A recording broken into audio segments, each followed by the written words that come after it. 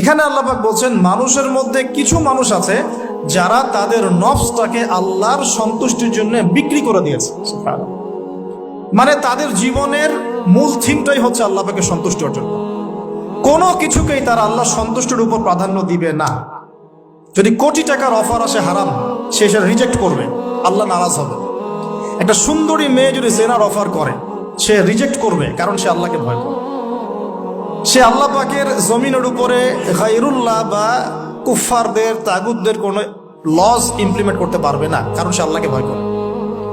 সে economic লাইফে হালাল হারামের পরোয়া করে চলবে, কারণ সে আল্লাহকে ভয় করে। সে তার পরিবারে পর্দা এস্টাবলিশ করবে, বিকজ সে আল্লাহকে ভয় করে। মানে